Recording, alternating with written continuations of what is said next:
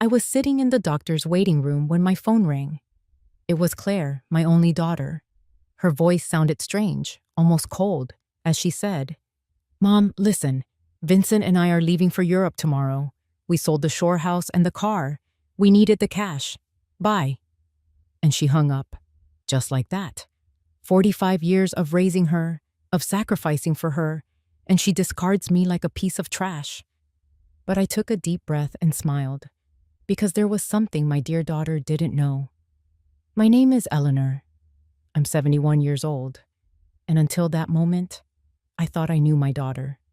I had been widowed for just 6 months. Arthur, my husband, died of a heart attack while we were having breakfast together, just as we had every morning for 45 years. That morning, he'd served me coffee and toast, just like always. He had kissed my forehead and said, "Good morning, my love." Those were his last words. Since then, Claire had been more present in my life. Or so I thought. She would visit 3 times a week, help me with the funeral arrangements, and join me for grocery runs. She even suggested I see a doctor for a full checkup. "Mom, you need to take better care of yourself now that you're alone," she'd say with a smile I thought was born of love, but now I understand was one of convenience. The shore house had been our refuge for years. Arthur and I bought it when Claire was 15, with so much hard work and sacrifice. Every summer we went there. We built memories, celebrated birthdays, Christmases. Claire brought her boyfriends, and later Vincent, her husband. I would cook for everyone, clean, do the laundry. It was our family tradition. I never thought she'd see it as just an asset to be liquidated. And the car, that old Ford station wagon that Arthur cared for like it was his own child. He washed it every Sunday, changed the oil religiously, and always parked it on the same corner under the shade of the big oak tree. Claire knew what that car meant to me. It was the last piece of him I had left. His scent was still in the upholstery. When she hung up, I just sat there in that uncomfortable green plastic chair surrounded by other sick people. And for the first time in months, I didn't cry. Something strange happened inside me, a calm I hadn't felt since Arthur's death, because in that moment, I remembered something I had completely forgotten. 3 days before he died, Arthur had handed me a manila envelope. "Eleanor, keep this in your dresser drawer. If anything happens to me, open it after a while, but only when you feel ready." I put it away without much thought. After the funeral, with all the pain and paperwork, I simply forgot about it. But it was there, waiting for me at home. The nurse called my name. The doctor examined me, told me I was in good shape for my age, that I just needed to rest more and eat better. I nodded and smiled, but my mind was elsewhere. I was thinking about that envelope, about the coldness in Claire's voice, about how Vincent was probably behind all of this. He had never liked me, always seeing me as a burden. I left the clinic and walked slowly to the bus stop. I didn't have a car anymore, according to Claire. But as I waited, I couldn't help but smile. There was something poetic about it all. My daughter thought she had left me with nothing, but what she didn't know was that Arthur, my dear Arthur, was always a man who planned ahead. The bus arrived, and I sat by the window. I watched the city go by, the houses, the stores, the people rushing from one place to another, all with their own tragedies, their own secrets. I had mine too, and I was about to uncover them. When I got home, I went straight up to my bedroom. I opened the dresser drawer, and there it was, the manila envelope, exactly where I had left it. My hands trembled slightly as I picked it up. I could feel several documents inside. Arthur had written my name on the front in his careful script. I sat on the bed we had shared for so many years and took a deep breath. It was starting to get dark outside, and the house was filling with those familiar shadows that no longer scared me. I opened the envelope slowly, as if unwrapping a birthday present. What I found inside would change everything. It left me breathless. There were legal documents, deeds, bank certificates, and a handwritten letter from Arthur. My eyes filled with tears as I read his familiar handwriting. My dearest Eleanor, if you are reading this, it means I am no longer with you. Forgive me for not telling you everything while I was alive, but I wanted to protect you from worry. Over the years, I invested our savings in properties and businesses. We don't just own the shore house, we own 6 other properties, including the apartment building where Claire and Vincent live. We also have stocks in 3 companies worth more than you can imagine. You are a wealthy woman, my love. You always were rich in spirit, but now you are on paper too. My hands shook as I reviewed the documents. There were deeds to houses in different neighborhoods, a condo downtown, a small motel on the coast, and sure enough, the 20-story building where my daughter lived. Arthur had been the silent owner for the last 10 years, but he had put everything in the name of a holding company I knew nothing about. And according to the paperwork, I was the sole heir to that company. There were also statements from bank accounts I never knew existed, numbers that seemed unreal. Arthur had been a bus driver for 40 years, but apparently, he had also been a brilliant investor. Every dollar we saved, every sacrifice we made, he had multiplied in silence, and I never knew a thing. In the letter, Arthur explained he'd kept it all a secret because he didn't want me to worry about money, nor did he want Claire to know about our true financial situation. You know our daughter, Eleanor.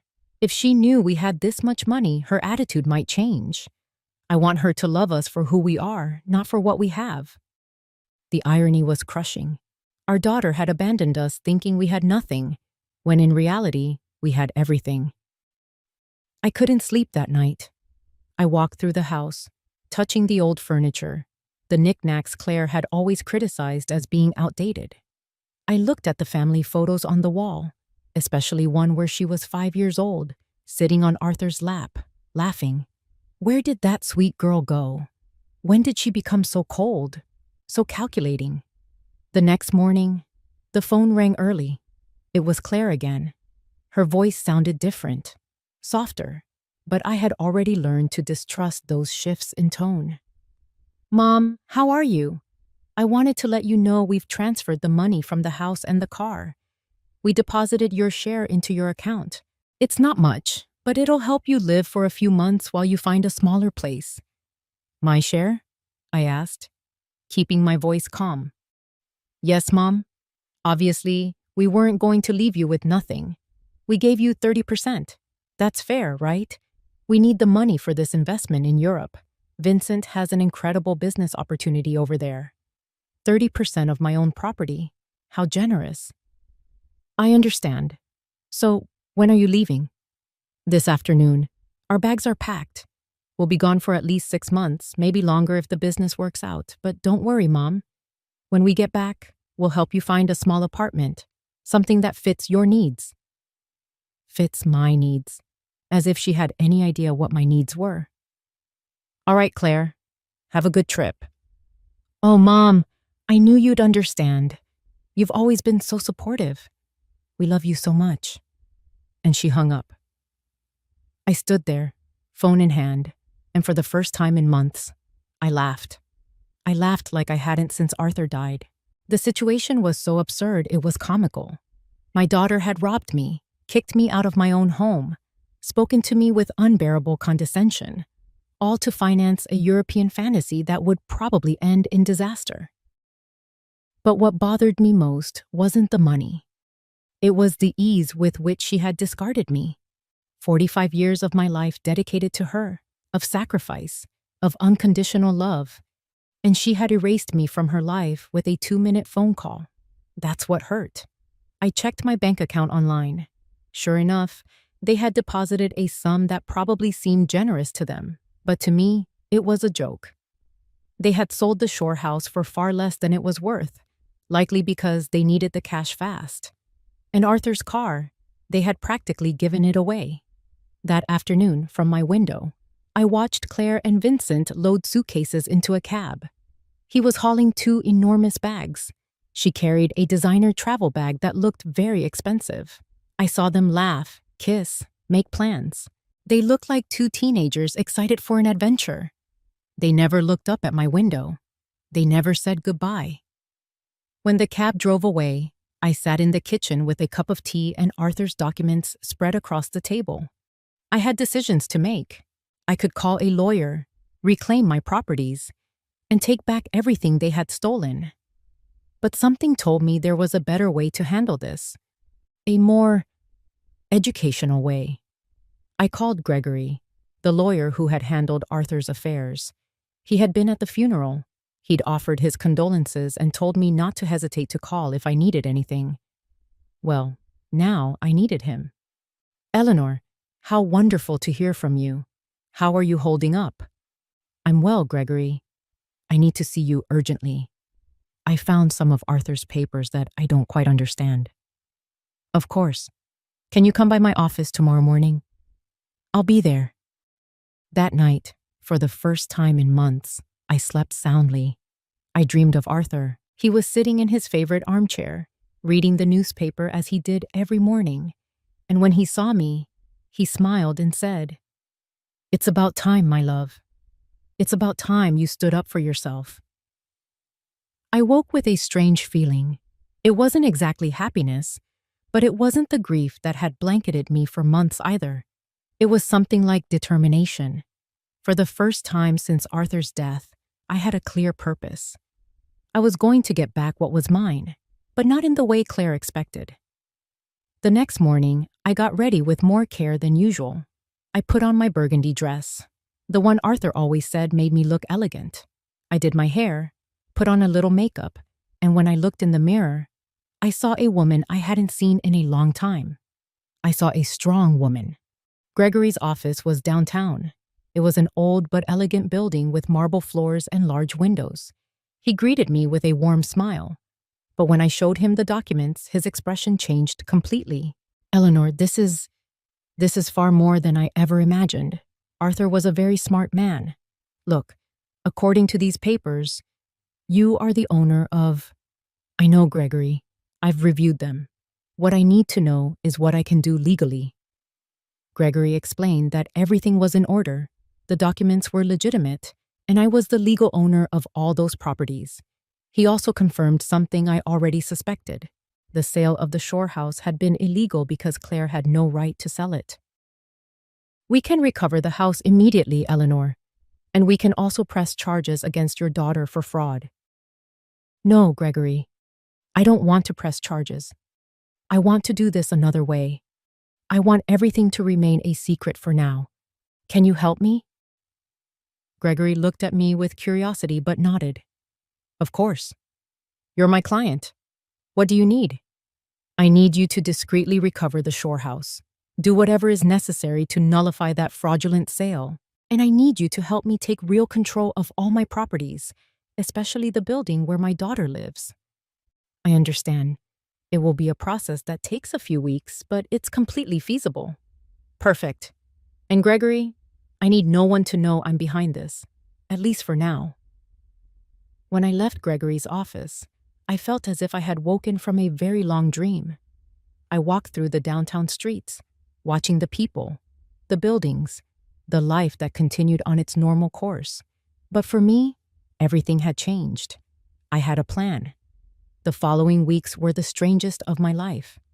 Officially, I was a poor widow abandoned by her daughter, but secretly, I was a wealthy woman quietly orchestrating the recovery of her estate. Gregory worked efficiently, calling me every few days with updates on the legal progress. I decided to stay in my house for the time being. It was mine, after all, though Claire probably expected me to move into a cheap boarding room. Every morning, I would wake up, have breakfast at the same table where Arthur and I had shared so many years, and then go for a walk around the neighborhood. The neighbors greeted me with that mix of pity and curiosity reserved for the recently widowed. Carol, my lifelong neighbor, approached me one afternoon as I was watering the front plants. "Eleanor, dear, is it true that Claire went to Europe and left you all alone?" "Yes, Carol. She went with Vincent. They have business plans over there." "And how are you going to manage, honey? We all know Arthur didn't leave much behind." "If only you knew," I thought. "Don't you worry about me, Carol. I'll be just fine. Do you need anything? I can bring you some food, help with your shopping. You're very kind, but I'm okay, really. Carol gave me a look I knew well. It was the same look I'd received after the funeral, pity mixed with a little relief that it wasn't her tragedy. Well, you know where to find me if you need anything. These conversations happened constantly. The butcher, the baker, the lady at the corner store, they all spoke to me in that soft tone used for the unfortunate. And I would nod, smile, and thank them for their concern. But inside, a part of me was enjoying this performance. It was like living a double life. Gregory called me on a Wednesday morning. Eleanor, I have good news. I managed to nullify the sale of the shore house. The buyers were unaware the sale was fraudulent, so they got their money back without any trouble. The house is yours again. Excellent. Gregory, what about the building where Claire lives? That's more complicated. Technically, you've always been the owner through the holding company, but we need to make some administrative changes for you to have direct control. It should take another 2 weeks. Perfect. Keep me informed. After I hung up, I sat in the kitchen with my coffee and thought about Claire. She had been in Europe for 3 weeks, and I hadn't heard a word from her. Not a call, not a text, not even a postcard. To her, I had ceased to exist the moment she got the money she needed. But I knew that was about to change. I decided to visit the shore house. I took the bus to the coast, the same road Arthur and I had taken hundreds of times. The house was exactly as I remembered it, small, painted cream, with a deck overlooking the ocean. The recent occupants had placed a few potted plants, but other than that, everything was the same. I sat on the curb across the street and just looked at it for an hour. I remembered the summer afternoons when Claire was little, running on the beach, building sandcastles, Arthur grilling fish while I made salads in the kitchen, Claire bringing friends, then boyfriends, then Vincent. All those happy moments she had reduced to a simple business transaction. An older man came out of the house and saw me sitting there. He approached me curiously. "Are you all right, ma'am?" "Yes, thank you. I was just reminiscing. I knew the former owners." "Oh, yes. We knew them very well." "What a shame what happened. They told us the elderly woman was very sick and needed to sell quickly. We thought it was a steal, but now it turns out the sale wasn't legal. We had to give the house back." "Did you meet them in person?" "No, we did everything through intermediaries. But they told us the daughter was handling everything because the mother couldn't. Such a sad situation." If only you knew how sad it really was, I thought. "Well, I'm glad you didn't lose your money." "Yes, luckily it all worked out. Though now we have to find another house. We really like this one." I left there with a heavy heart. It wasn't just the money that hurt. It was the ease with which Claire had lied about me, invented a story about my illness, and used my supposed vulnerability to justify her actions. To her, I wasn't a person with feelings, but an obstacle to be removed. That night, I called Gregory again. "Gregory, I need your help with something else. I want to get Arthur's car back too." "That will be more difficult, Eleanor. The car was in your name, but your daughter had a power of attorney that allowed her to sell it." "How is that possible?" "Apparently you signed it a few months ago, after your husband's death. You don't remember?" There it was. The moment Claire had started planning all of this. I vaguely remembered signing some papers she had brought me, telling me they were to facilitate the funeral and estate paperwork. I was so lost in grief that I signed without reading. How naive I had been. "I see. Gregory, is there any way to get it back?" "We can try, but it will be more complicated. We would need to prove you signed that power of attorney under deceit or duress." "Let's do it. I want everything they took from me back." Over the next few weeks, I developed a strange routine. In the mornings, I was the poor widow everyone knew. I went out for groceries, talked to the neighbors, and kept up appearances. But in the afternoons, I became a businesswoman. I studied Arthur's documents, talked with Gregory, and planned my next move. I learned things about finance I never thought I'd need to know. I discovered that Arthur had been much smarter than I ever imagined. Each of his investments had been carefully calculated. The building where Claire lived, for example, wasn't just profitable because of the rent. It was in an area that was rapidly appreciating in value. I also discovered that Vincent, Claire's husband, had debts. A lot of debts. He had taken out loans using their apartment as collateral, not knowing he wasn't the real owner. When the banks found out, he was going to be in serious trouble. Gregory called on a Friday with important news. "Eleanor, we've finalized all the paperwork. You now have full control of all your properties. I also recovered Arthur's car. The buyer happened to be an acquaintance of mine, and when I explained the situation, he agreed to return it for a small compensation." "Excellent work. Gregory, now I need you to help me with one more thing. I want you to send a letter to my daughter." "What kind of letter?" "An eviction notice." There was a silence on the other end of the line. "Eleanor, are you sure you want to do this?" "Completely sure." She decided I wasn't important in her life. Now she's going to find out just how important I really am. "I understand. Do you want me to send it to Europe?" "No. I want you to have it delivered when she gets back. I have a feeling that will be very soon." I wasn't wrong. That very afternoon, Carol came running to my house with fresh neighborhood gossip. "Eleanor, did you hear Vincent is in trouble with the bank? My brother-in-law who works there told me they're investigating some loans he took out using their apartment as collateral. But it turns out the apartment isn't his." "Is that so?" "Yes, and it seems Claire knew nothing about it.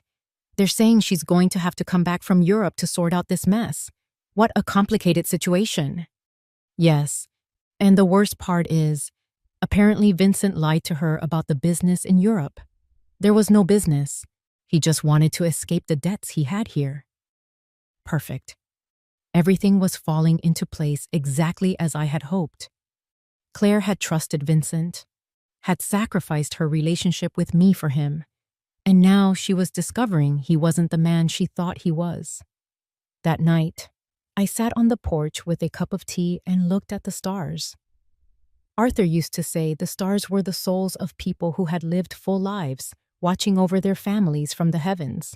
If that was true, then he was up there, watching his plan unfold perfectly. "Thank you, my love," I said to the sky.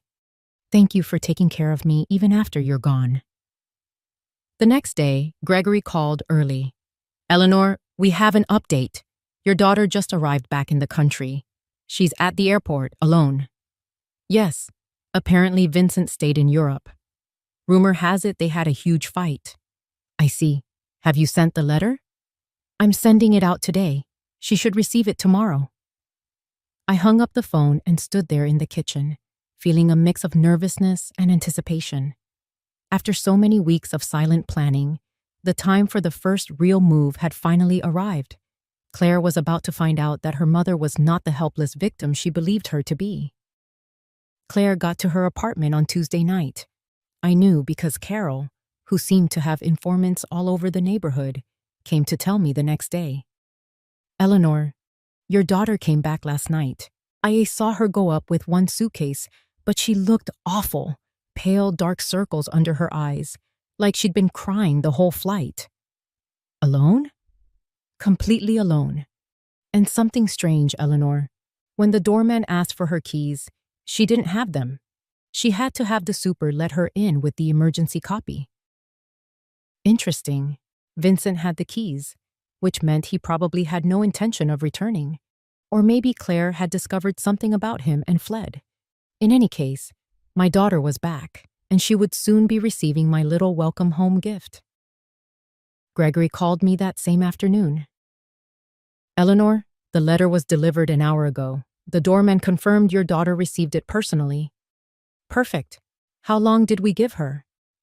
30 days to vacate the apartment, as required by law. "But, Eleanor, are you sure about this? She is your daughter after all." "Gregory, my daughter kicked me out of my own home with a 2-minute phone call. She sold my belongings without asking. She treated me like trash. Now, She's going to learn that actions have consequences. I understand. I just wanted to make sure you'd considered all the implications. I've considered them all, Gregory. Every single one. I couldn't sleep that night. I stayed awake, imagining Claire's face as she read the letter. The initial confusion, then disbelief, then panic.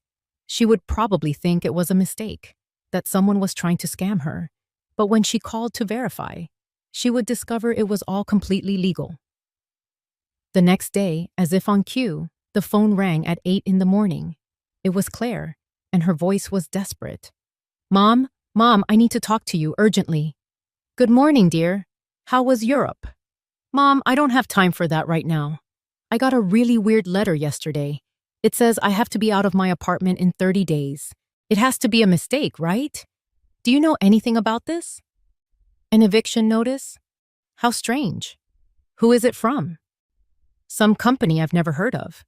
It's called… Wait, let me find the letter. Arthur Holdings, LLC. Do you know them? Arthur had used his own name for the company. How poetic. No, dear, I've never heard of them. Are you sure the letter is legitimate? That's what I need to find out. Mom, I need your help. I don't know what to do. Vincent left me in Europe. He ran off with another woman, and now I come back to this. I don't understand what's happening. There was the confirmation. Vincent had abandoned her, probably when the money ran out, or when he realized his legal troubles back home were more serious than he thought. Poor Claire. She had sacrificed her family for a man who was worthless. I'm so sorry to hear that, dear. Where are you now? I'm at the apartment, but I don't know for how long. Mom, can I come see you? I need to talk to someone. I don't have anyone else. The irony was perfect. Now that the man she had abandoned me for was gone, she remembered she had a mother. Of course, dear. Come over whenever you like. I'm on my way now. I hung up and looked at myself in the mirror. I had to be perfect for this performance. I put on my most conservative gray dress, pulled my hair back into a simple bun, and practiced my expression of a concerned but resigned mother.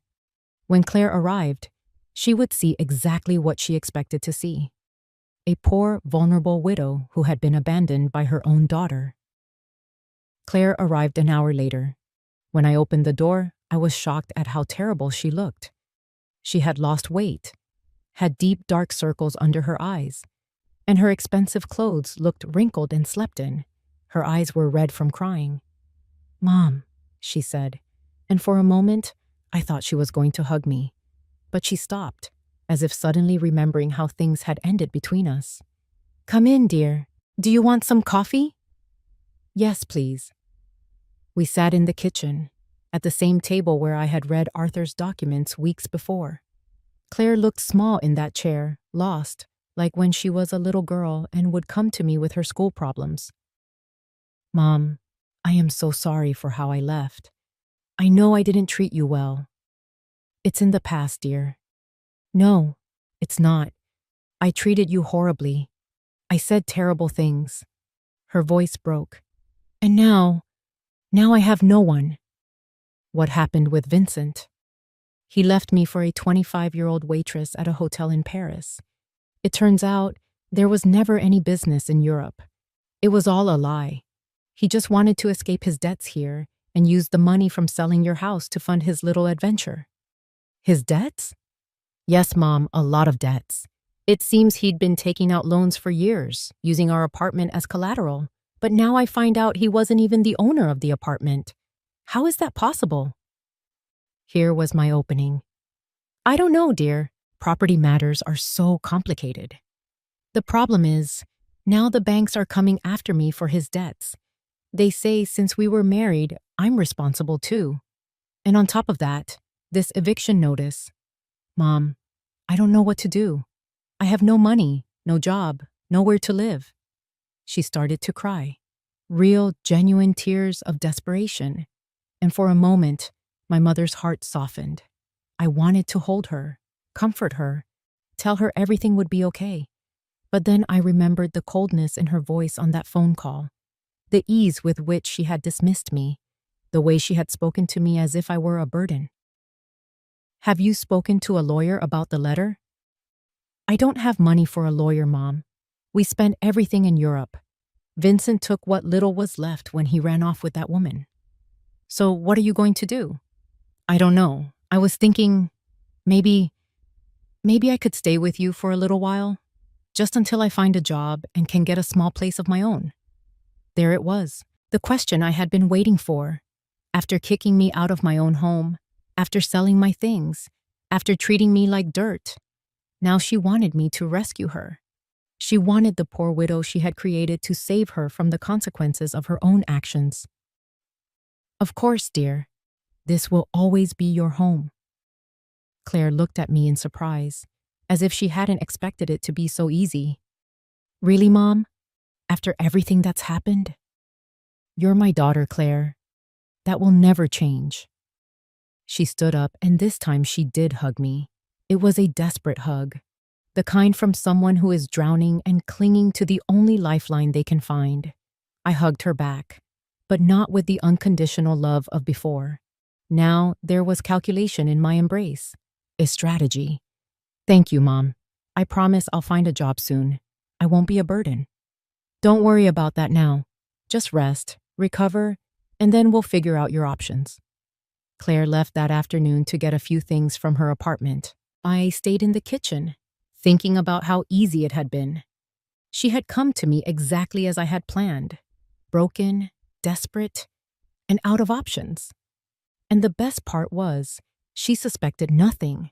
To her, I was still the poor, abandoned mother in need of her compassion. But this was only the first part of my plan. Having her live with me would give me the perfect opportunity for the next phase. I was going to let her settle in, let her feel safe, let her believe she had found refuge in my home. And then, when she least expected it, I was going to teach her the difference between being poor by choice and being poor by consequence. That night, I called Gregory. "Gregory, I need you to do something else for me." "Name it, Eleanor." "I want you to investigate Vincent's debts. I want to know exactly how much he owes, to whom, and what legal options I have to separate them from my daughter." "That will take some time, but it's feasible." "Perfect. And Gregory, I want you to keep this in absolute secrecy. No one can know I'm behind this investigation." "Of course, Eleanor. May I ask what your ultimate plan is?" "My plan, Gregory, is very simple. I'm going to save my daughter, but first, she has to understand what it truly means to hit rock bottom." When I hung up, I poured myself a glass of the wine Arthur kept for special occasions. It had been a long time since I'd had an occasion as special as this. The game had begun, and for the first time in months, I was holding all the cards. Claire moved into my house the next day. She arrived with 2 suitcases and a cardboard box, all that was left of her former life. I watched her unpack in her old bedroom, the same one she'd slept in as a teenager, and I could see the humiliation in her every move. She had gone from living in a luxury apartment to taking refuge in her childhood room. "Mom, I found this in the apartment," she said, showing me a manila envelope. "It was among Vincent's things. It has your name on it." It was another envelope from Arthur. My heart sped up, but I kept my composure. "My name? How odd." "Yeah, look." She showed it to me. Sure enough, it had my name written in Arthur's hand. But this envelope was different from the one I'd found in my dresser. This one was smaller, newer. "Maybe Vincent found it among Dad's things when he died and forgot to give it to me," Claire said. "It's possible. May I see it?" I opened the envelope in front of her. Inside was a short note and a small key. The note read, "Eleanor, if you are reading this after I have given you the main envelope, it means our daughter is going through a difficult time. This key opens a safe deposit box at the downtown bank branch. The number is 247. There is something in there that can help you help her, but use it wisely. With eternal love, Arthur." Claire read the note over my shoulder. "A safe deposit box? Dad had a safe deposit box?" "I had no idea," I lied. "Your father never told me about this." Do you think we should go see what's in it? I don't know, dear. Maybe it's best to leave things as they are. But Mom, maybe there's something important in there. Documents or, I don't know, maybe something of value that could help us. The desperation in her voice was palpable. Claire was clinging to any possibility of finding a way out of her situation, and I was going to let her cling a little longer before showing her the full reality. All right, I said after a calculated pause. We can go tomorrow. That evening, Claire and I had dinner together for the first time in months. She had cooked, trying to be helpful, but the food tasted of guilt and despair. She told me more details about what had happened in Europe, and each story was worse than the last. Vincent lied to me about everything, Mom. Not just the business, but the debts, too. I thought he only owed a little bit of money, but it turns out he owes over $100,000. And the worst part is, he used my name for some of the loans without me knowing. How is that possible? He forged my signature. When I married him, I gave him some documents to handle the bank paperwork for our joint account. I never thought he'd use them for this. Do you have any way to prove you didn't know? I don't know. It's all so complicated. The banks say that since we were married, I'm responsible for all his debts anyway. And the divorce? I don't even know where Vincent is now. He's completely disappeared. His phone is disconnected. He doesn't answer emails, nothing. It's like he vanished into thin air. Perfect. Vincent had fled like the rat he always was, leaving Claire to face the consequences of his actions alone. In a way, he had done me a favor. Now my daughter was experiencing exactly what I had felt when she abandoned me. The betrayal of someone she had trusted completely. I'm so sorry, dear. I didn't know things were this bad. I didn't either, Mom. I thought Vincent loved me, that we were going to build something together. But it turns out, I was just an easy way for him to get money and documents. Claire started to cry again. How could I have been so stupid? How did I not see what he really was? It was tempting to tell her I had seen the signs from the beginning, that I had tried to warn her, that Vincent had never seemed trustworthy to me, but that would have broken my facade of the understanding, vulnerable mother. Love makes us blind sometimes, dear. Don't blame yourself. But Mom, I didn't just ruin my life. I ruined yours too. I treated you horribly. I took your house, your car, your things, and all to give it to a man who abandoned me at the first opportunity. That's in the past, Claire. No, it's not. Now we're both in trouble because of me. You lost everything Dad left you, and I lost my marriage and my future. We're two poor women just trying to survive. If only she knew, I thought. If only she knew that right now I have more money than she could possibly imagine, that I own the building she lived in, that I could solve all her problems with a single phone call. But it wasn't time yet. The next day, we went to the bank. Claire was nervous, hopeful. I maintained my act of the confused widow who didn't understand much about finances. The bank employee led us to the safe deposit boxes, verified my ID, and opened box number 247. Inside were jewels, a lot of jewels, rings, necklaces, bracelets, earrings. I recognized some pieces as heirlooms from Arthur's family. Others were completely new to me. There was also a letter explaining the origin of each piece and its approximate value. Claire gasped. Mom, this must be worth a fortune. You think so? Yes, look at this emerald and this pearl necklace. Mom, Dad kept a treasure in here. According to Arthur's letter, the jewelry was worth approximately $200,000. It was a significant amount, but it was nothing compared to the rest of my estate. It was like finding loose change under the sofa cushions when you have $1 million in the bank. What do we do with this, Mom? I don't know, dear. They're just family heirlooms. But Mom, we could sell some of the pieces. With this money, you could get your shore house back, and I could pay off some of Vincent's debts. There it was again.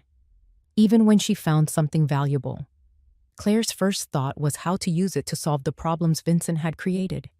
She hadn't learned a thing yet. Are you sure you want to use your father's inheritance to pay Vincent's debts? What other choice do I have, Mom? If I don't pay something, the banks are going to foreclose on everything I have. And technically, I don't have anything. Everything was in Vincent's name. Think about it carefully, dear. Once you sell these jewels, you won't be able to get them back. I know, but what else can I do? I can't get a job with all these pending legal claims. No employer is going to want to hire someone with so many legal problems. We took the jewelry home. Claire spread it out on the kitchen table and examined each piece, calculating which ones she could sell and which she could keep. It was painful to watch her reduce her father's memories to numbers on a piece of paper. Mom, I think with this we can solve the most urgent problems. Not all of them, but at least the most serious ones. And then what? Then I'll look for a job. I'll try to rebuild my life. Maybe I can find a small room to rent, something cheap. You don't have to leave, dear. You can stay here as long as you need. No, Mom. I've already taken advantage of your kindness too much. Besides, you need money too. You can't support me indefinitely. It was fascinating to see how Claire had built a completely false picture of my financial situation. To her, I was a poor widow who could barely support herself, when in reality, I had enough resources to buy the entire building where we had found the jewelry. That afternoon, Gregory called me. Eleanor, I have the full report on Vincent's debts. The situation is worse than we thought. How much worse? He owes over $200,000 to several banks, and he also has debts with private lenders. What's more concerning is that he did use falsified documents with your daughter's signature for some of these loans. That means Claire is on the hook. Legally, it's complicated. If we can prove she didn't know, we might be able to get her off the hook for some of it. But it will be a long and expensive process.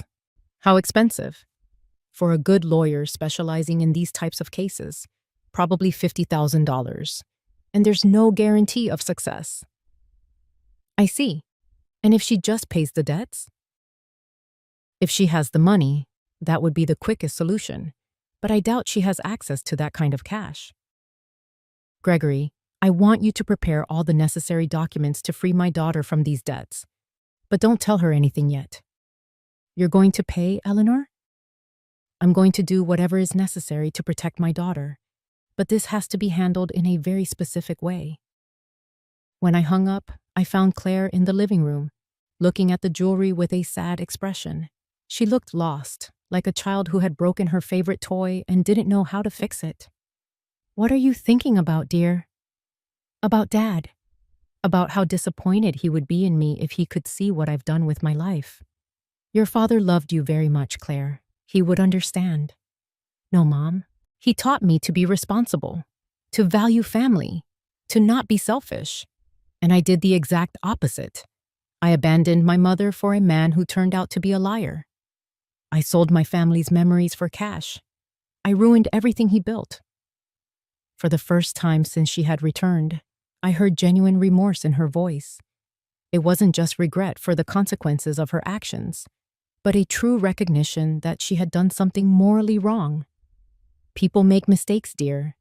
The important thing is to learn from them. But how do I learn from this, Mom? How do I fix the damage I've done?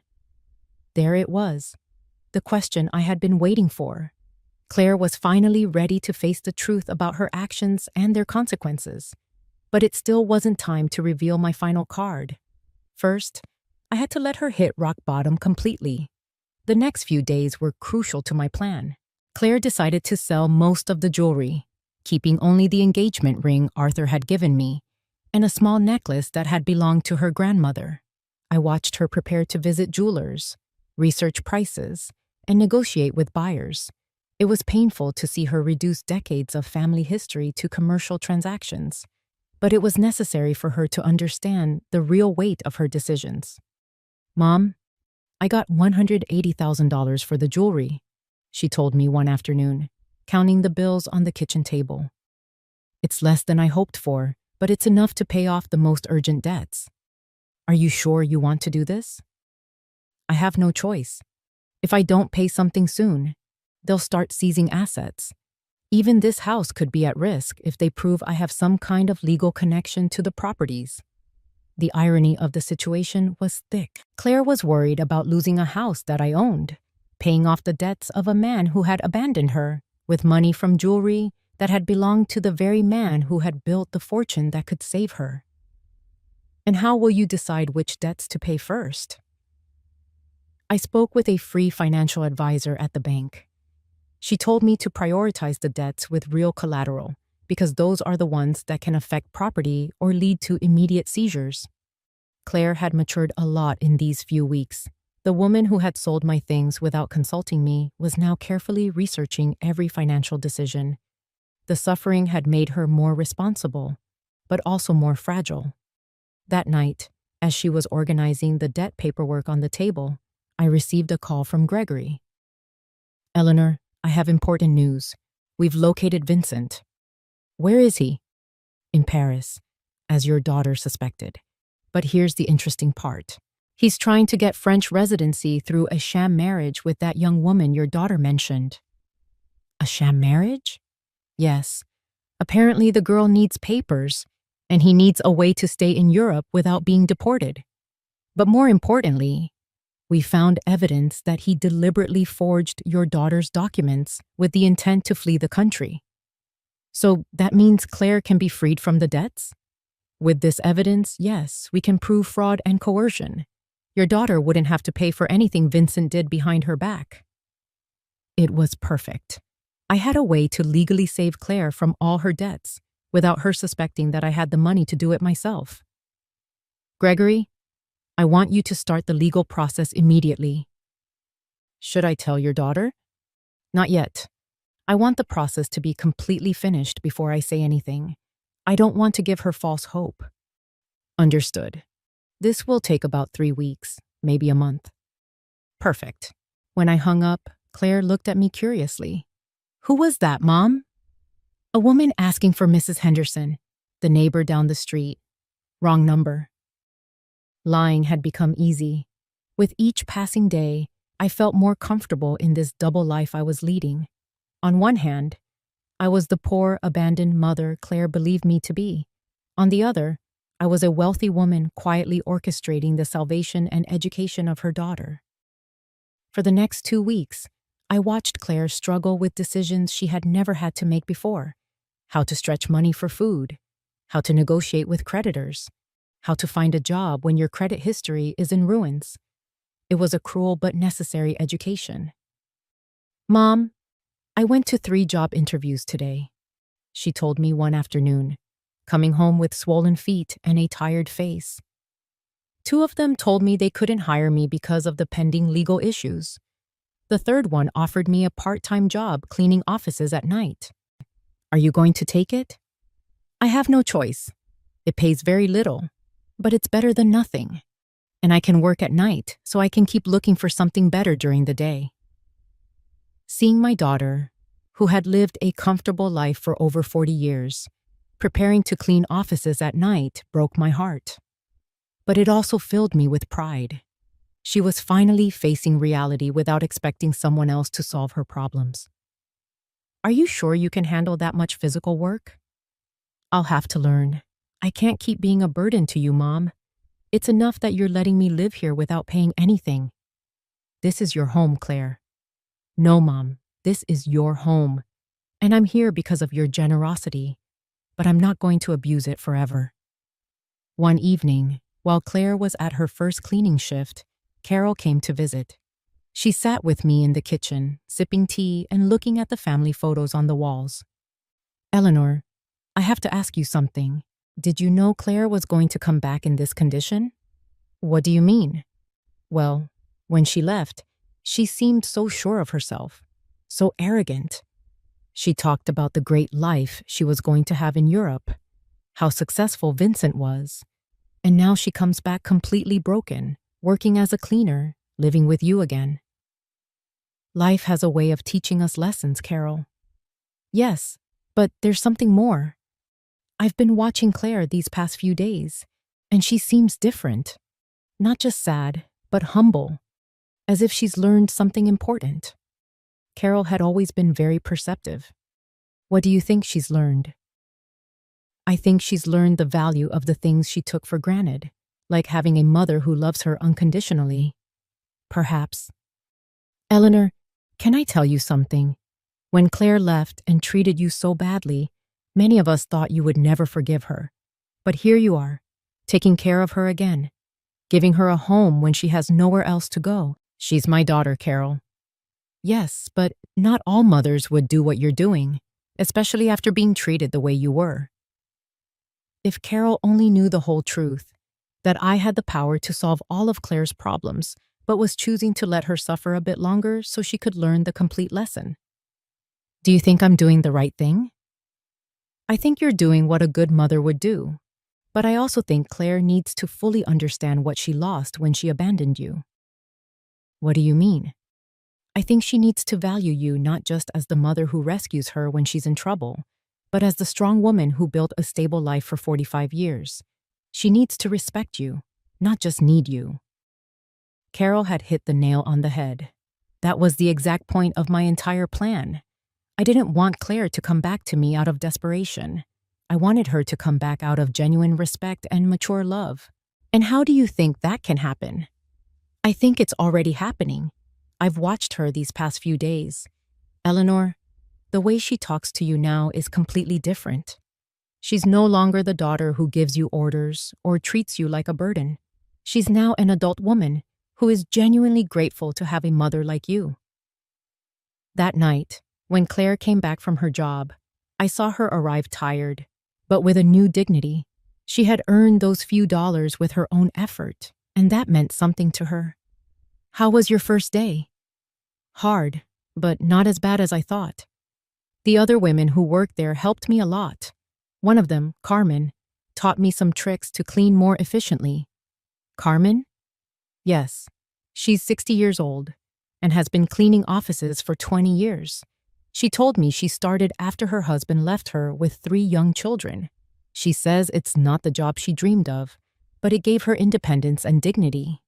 She sounds like a wise woman. She is. She told me something that made me think a lot. What did she tell you? She said there are 2 types of people who end up doing this job. Those who are there because they never had opportunities, and those who are there because they ruined the opportunities they did have. She asked me which group I was in. And what did you answer? I told her the truth, that I had had all the opportunities in the world, a family that loved me, a stable home, an inheritance, and that I ruined it all by following a man who wasn't worth anything. What did she say? She laughed and said, "Well, honey, at least you know exactly why you're here. That puts you a step ahead of most people." Claire poured herself a glass of water and sat with me at the table. Mom, I want you to know something. These last few days have been the hardest of my life, but also the most important. Why? Because I finally understand what really matters. It's not the money. It's not living in the most luxurious apartment. It's not impressing people. It's having people who genuinely love you, who are there when everything falls apart. Claire? No, let me finish. You have every right to hate me for what I did to you. I abandoned you when you needed me most. I took everything Dad left you. I treated you like you were a burden. And now here I am again, hoping you'll forgive me and take care of me. I've already forgiven you, dear. But I haven't forgiven myself, and I won't until I prove that I've really changed, that I've learned from my mistakes. Gregory called the next morning. Eleanor, I have excellent news. The legal process is almost complete. We can free your daughter from all of Vincent's debts. It was time. After weeks of watching Claire struggle, work, and reflect on her mistakes, the moment had finally come to show her that she had never been alone, that someone had always been quietly looking out for her. Gregory, I want you to arrange a meeting. It's time for my daughter to learn the whole truth. Gregory scheduled the meeting for Friday morning at his office. I told Claire I had managed to get an appointment with a lawyer who might be able to help with her legal troubles, but I didn't give her the details. She agreed to come. though she was nervous about the cost. Mom, I don't have money to pay a lawyer. I can barely cover my basic expenses. Don't worry about that now, dear. Let's just hear what he has to say. We arrived at Gregory's office on time. Claire had dressed in her best clothes, which now looked a bit big on her thinner frame. She was nervous, fidgeting with her hands, expecting yet another piece of bad news to add to her endless list of problems. Gregory greeted us with his usual professional smile. Eleanor, Claire, thank you for coming in. Thank you for seeing us, Claire replied. Although I should warn you, my financial situation is very complicated, and I probably can't afford high fees. That's precisely what we're going to talk about, Gregory said, exchanging a look with me. But first, I need you to review these documents. Gregory handed Claire a thick folder. She opened it and began to read, her expression gradually changing from confusion to surprise. I don't understand. These documents say that Vincent forged my signature, that there's evidence of fraud, that I'm not responsible for the debts. That's right. We've been investigating your case for the last few weeks. We found enough evidence to prove you were a victim of identity theft. But how is that possible? Who paid for this investigation? I don't have the money for this. Gregory looked at me. It was my moment. Claire, there's something I need to tell you. What is it, Mom? I took a deep breath. After weeks of acting, I was finally going to reveal the truth. Your father left me more than you knew. Much more. What do you mean? Gregory, show her the other documents. Gregory took out a second folder and handed it to Claire. This time, the documents were the property deeds, the bank statements, the investment certificates, the entire estate Arthur had built in secret. Claire read in silence for several minutes. Her face went through a full range of emotions: confusion, disbelief, shock, and finally, understanding. Mom, this says you own the building where I used to live. Yes. And that you have other properties, bank accounts, investments? Yes. This means that when I sold the shore house, it wasn't my house to sell, and the sale was fraudulent. I've already recovered it. Claire stared at the papers, trying to process the information. How long have you known this? Since the day you called me from the doctor's office. You knew all of this when I came back from Europe asking for help? Yes. You knew you could solve all my problems when you saw me crying every night?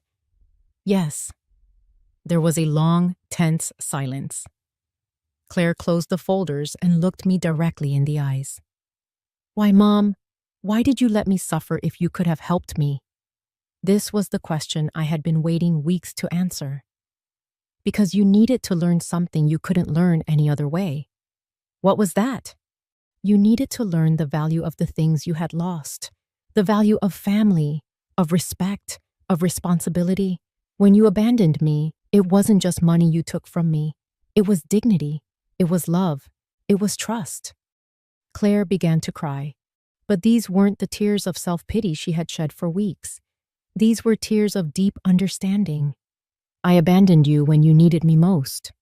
Yes. I treated you like you were garbage. Yes. And you saved me anyway. Yes, but not in the way you expected.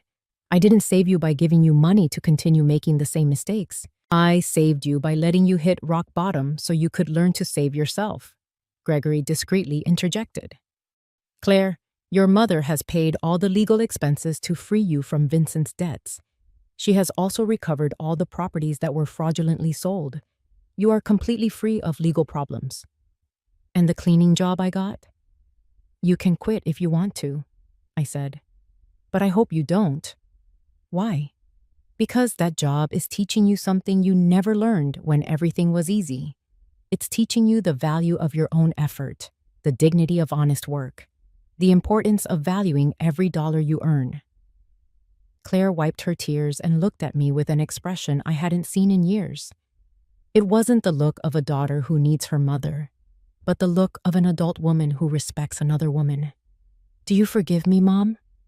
I forgave you a long time ago, dear. The question is, can you forgive yourself? I don't know if I can, I did unforgivable things. People make mistakes, Claire.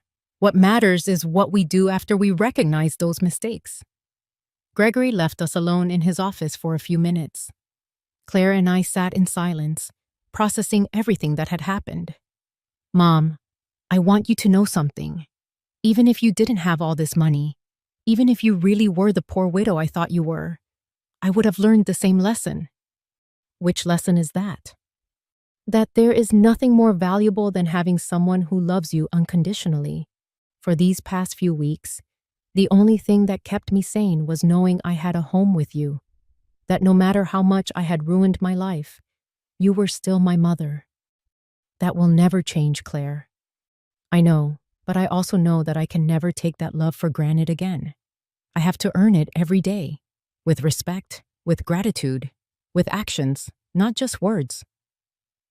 We left Gregory's office with a completely new relationship. We were no longer a mother and daughter bound by blood and habit. We were two adult women who had chosen each other after passing the most difficult tests possible. The following weeks were about rebuilding, but not in the way Claire might have expected. Even though she now knew I had enough resources to solve all her problems, she chose to keep her night shift cleaning job. Mom, I need to finish what I started, she told me one afternoon as she was getting ready for work. I can't just go back to a comfortable life as if nothing happened. Are you sure? You don't have to punish yourself forever. It's not a punishment. It's a way of remembering who I was and who I want to be now. I watched her put on her work uniform, something that would have been unthinkable a few months ago when she was living in the luxury apartment with Vincent. But there was something different in her posture, in the way she moved.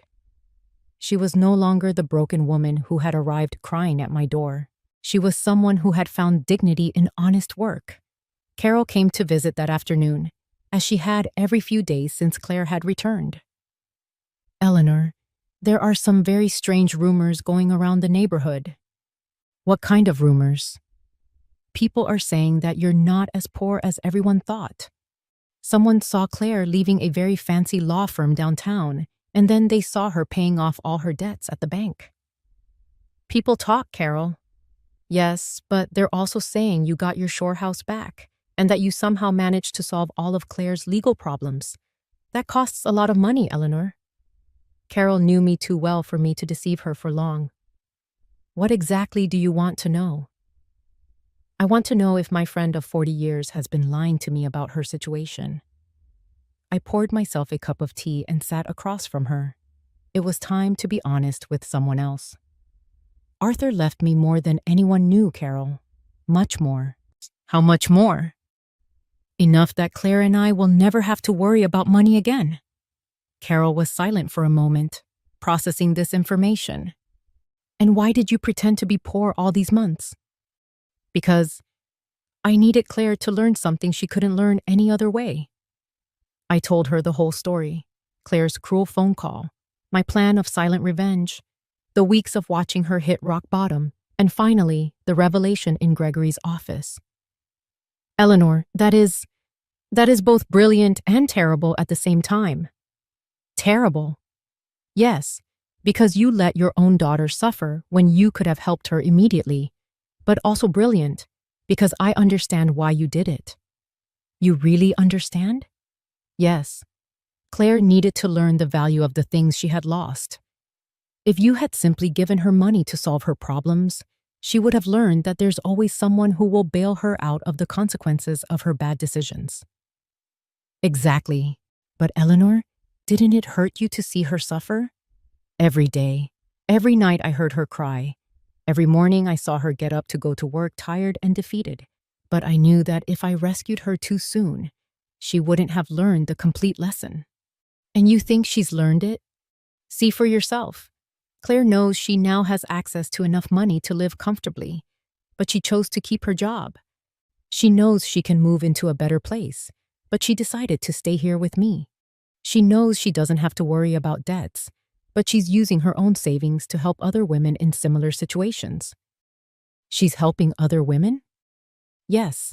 She's become friends with the women she works with, and is using some of the money she earned cleaning offices to help a coworker who's having trouble paying for her son's daycare. Carol smiled. That's not the Claire who left for Europe. No, it's not. This Claire understands that money is a tool, not a goal. She understands that dignity comes from work and respect, not from material possessions. That night, when Claire came home from work, she found me reading in the living room. Mom, I have to tell you something. What happened?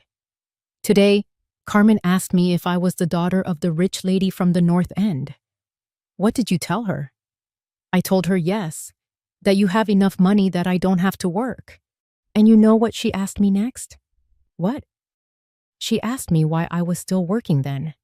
I explained that it's because I need to prove to myself that I can stand on my own 2 feet. And you know what she said? What did she say?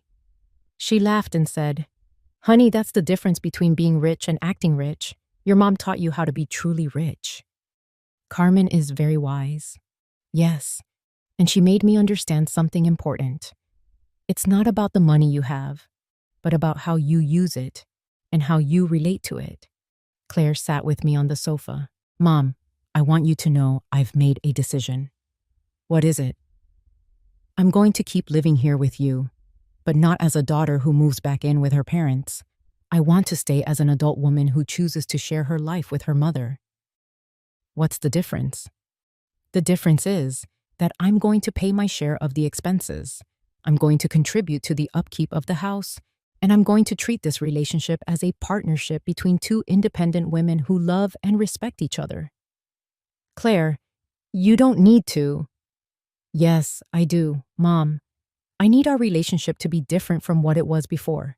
Before, I was a daughter who took her mother's love and care for granted. Now, I want to be an adult woman who values and nurtures the most important relationship in her life. And your job? I'm going to keep working, but not necessarily cleaning offices forever. I want to go to school. I want to prepare myself to do something more meaningful with my life.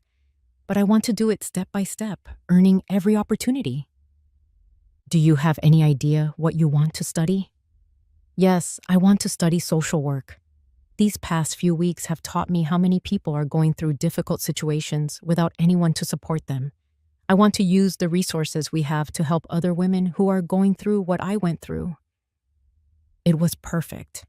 Claire hadn't just learned to value what she had found a way to use her experience for something constructive. And what about Vincent? Gregory told me he was arrested in France for the fraudulent marriage. He's going to be deported soon. But honestly, Mom, I don't care anymore.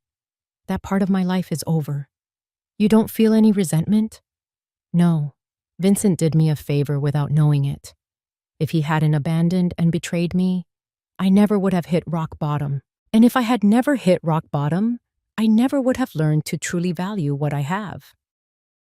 That night, for the first time in months, I went to bed completely at peace. My plan had worked perfectly. Claire had not only learned the lessons she needed to learn, but she had emerged from the experience a stronger, wiser, and more compassionate person. Arthur would have been proud. 6 months later, our life had found a new balance that neither of us could have imagined before. Claire was excelling in her social work studies, and I decided to use some of my resources to establish a foundation to help women in situations of domestic violence and economic abandonment. Mom, the letter from the university came, Claire said one morning, walking into the kitchen with an envelope in her hands. They accepted me into the master's program. That's wonderful. When do you start? Next semester. But Mom, I want you to know I'm going to pay for it with my own savings. I've been putting money aside from my job at the government office where I work now. Claire had gotten a job in social services after getting her certificate, helping families in crisis. The salary wasn't high, but she had learned to live on the essentials and to value every dollar she earned. Are you sure? We can easily afford the master's program. I know, but I need to do this myself. It's part of who I am now. Carol came over for tea that afternoon, as she had every Friday for the past few months. She had become a confidant to both of us, watching our transformation with fascination. Eleanor, I have to confess something, she said as she poured a second cup. At first, I thought you were very cruel to Claire. And what do you think now? Now, I think you were the wisest mother I've ever known. Look at your daughter. Really look at her. It was true. The Claire who was in the living room studying for her exams was completely different from the one who had left for Europe months ago. This Claire had a serenity that came from within, a confidence that was based on her own achievements, not on material possessions. Did you know I saw Claire at the market yesterday buying groceries for a family she's helping through her work? She hadn't told me. And when I asked her why she was using her own money instead of the government budget, she told me that some things can't be measured in official budgets. That night, Claire and I had dinner on the deck, something that had become a tradition. It was our time to talk about the day, plan for the future, and simply enjoy each other's company. Mom, I got a very strange letter today, she said as she cut her salad. From whom?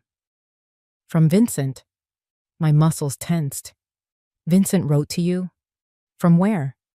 From a prison in France. Apparently he was sentenced to 2 years for marriage fraud. In the letter, he says he regrets everything he did, that he wants to ask for my forgiveness. And how do you feel about that? Honestly, I feel nothing.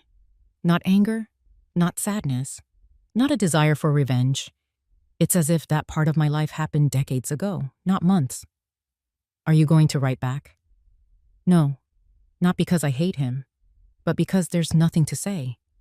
The Claire who married him doesn't exist anymore. This Claire has nothing to say to him. I was impressed by the maturity in her voice. The woman sitting across from me had developed an inner strength that came from having hit rock bottom and picking herself back up. You know what this whole experience taught me, Mom? What's that? That true love isn't the kind that tells you what you want to hear.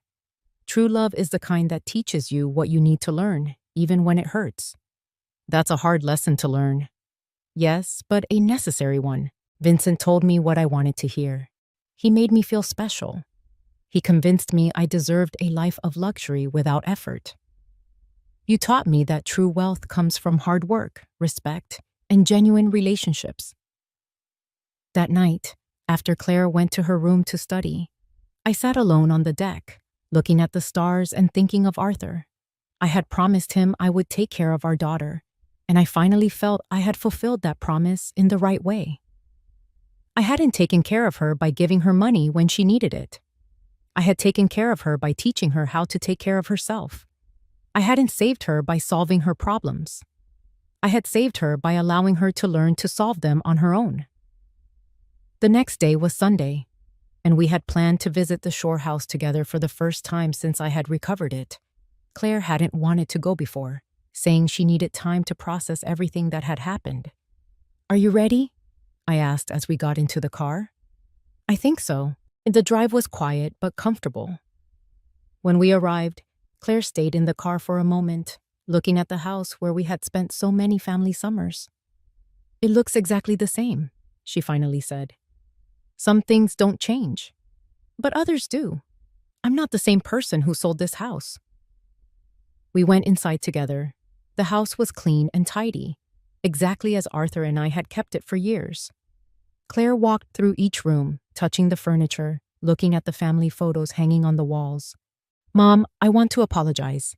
You've already apologized, dear. No, I want to apologize specifically for this house.